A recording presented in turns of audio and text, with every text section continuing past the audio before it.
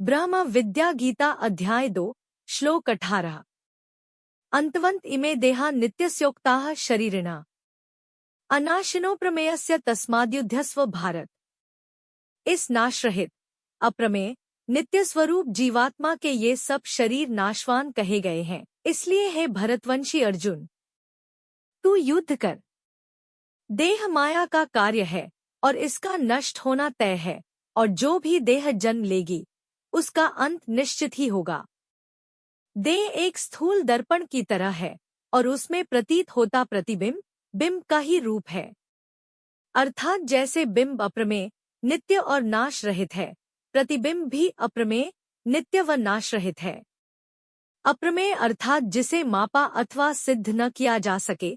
नित्य का अर्थ जो चिरंतन हो, सनातन हो, कभी न नष्ट हो, सदा एक सा रहे। दर्पण के टूट जाने से क्या प्रतिबिंब का नाश हो सकता है? यदि दर्पण के सहस्त्रों भाग व खंड भी हो जाए तो भी उन सभी में प्रतिबिंब समान रूप से प्रकट हो जाएगा। प्रतिबिंब का दर्पण से कोई संबंध नहीं है। प्रतिबिंब दर्पण में दिखाई देता है, लेकिन न तो वह दर्पण का हिस्सा होता है, न ही वह दर्पण के अंदर ही स्थापित होता है। इसलिए कोई उस प्रतिबिंब को नष्ट नहीं कर सकता। यदि दर्पण नहीं होगा तो उस दर्पण में प्रतिबिंब नहीं दिखेगा। केवल यही प्रतिबिंब व दर्पण का संबंध है।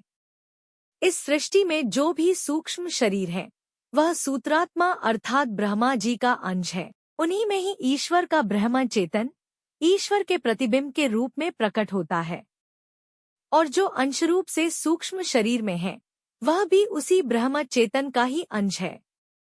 लेकिन अंश रूप में महत तत्व के साथ साथ 5 महाभूत के अन्य तत्व जैसे अहम तत्व, अंश, चित्त और प्राण आदि भी सम्मिलित है।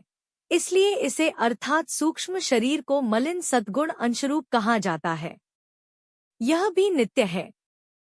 पंगलो उपनिषद प्रथम अध्याय में ईश्वर ने स्वयं बताया है कि ईश्वर ने देवताओं को उत्पन्न किया और वे विराट स्थूल सृष्टि की पालना करने लगे और हिरण्यगर्भ अर्थात ब्रह्मा जी सूक्ष्म सृष्टियों की पालना करने लगे।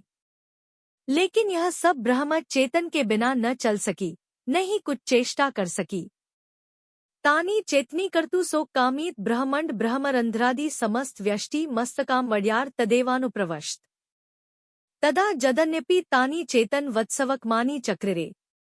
अर्थात तब उसने ब्रह्म ने समस्त व्यष्टियों का मस्तक विदीर्ण कर समस्त ब्रह्मांड में और ब्रह्मरंध्रों में प्रवेश किया, तब सभी जड़ होते हुए भी चेतन के समान व्यवहार करने लगे। अर्थात सर्वज्ञ ईश्वर का अंश माया से मोहित होकर अल्पज्ञ जीव भाव को प्राप्त हुआ। अर्थात शरीर बिल्कुल जड़ है, जैसे माटी जो चेतन तत्व है वह इस प्रकृति व माया से बाहर का है और माया का कोई भी प्रभाव इस चेतन तत्व पर नहीं पड़ता। जीव चेतन तत्व ही है, इसलिए यह अविनाशी, नित्य और अप्रमेय है। इसलिए तू बिना किसी लाभ हानि सुख दुख के भय के युद्ध कर।